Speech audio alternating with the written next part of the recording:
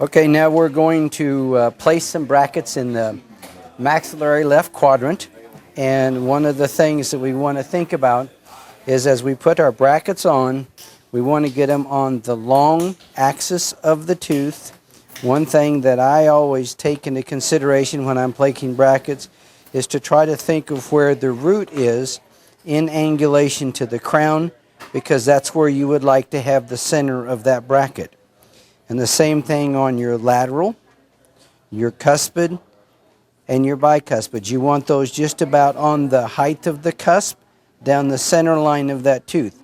Each one of your brackets has a different shaped base, and you want to try to get the base in the center part of the tooth on the long axis.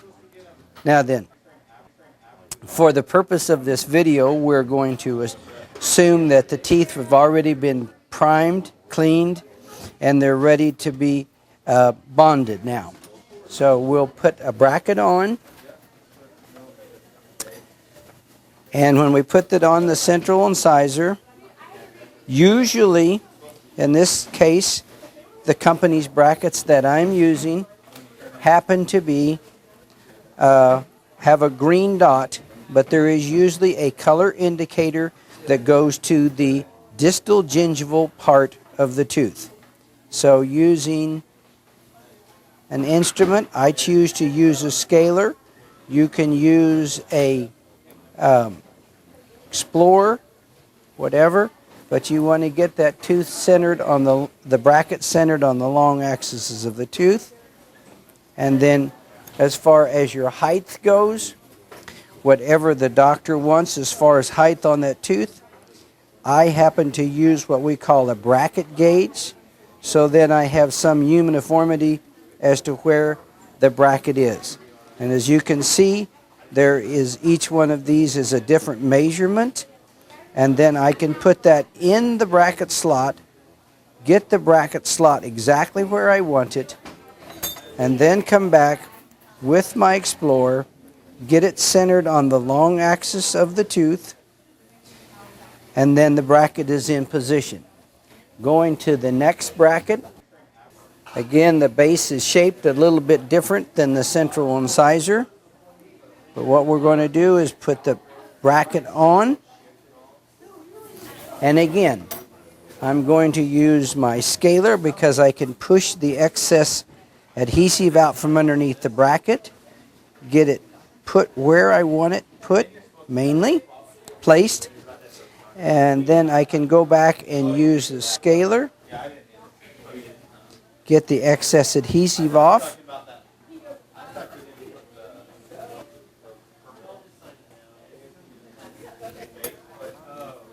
go back with my bracket gauge. I used 4.5 on my first one, so I'm going to use 4 on the second one because the lateral incisor is a little bit shorter. Again, when I get that centered in the bracket slot, I've got a little bit of flash, so I want to go back and clean that off. And now then, putting my explorer again in the center of that bracket, centering it on the tooth. Okay, and again, that bracket is now in position to be bonded. Going to the next tooth, the cuspid, because of the contour of the cuspid, very much curved, and it has a much bigger cusp. Again, we're going to go back to a little bit different height.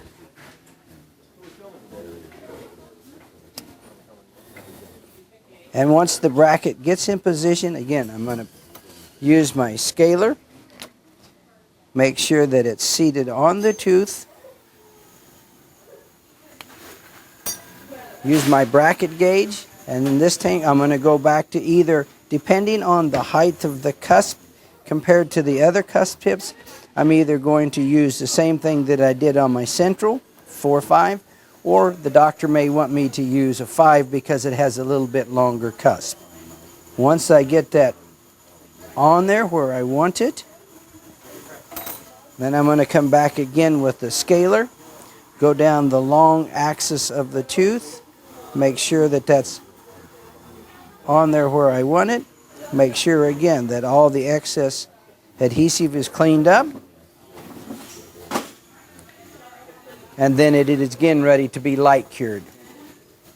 All right. Now, most of the time, not all the time, but a lot of the times you will find that the bicuspid brackets may be interchangeable, but they will still have your indicator for your distal gingival area, and so you would use that as, again, your doctor indicates, and place them at the height that he wants them to be.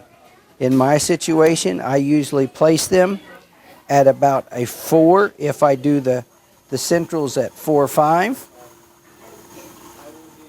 Come back, make sure that it's on the center of the contour of the cusp. All right. We've got one more to do here, then we'll be able to light cure them. And as you can see, this is pretty much a repetitive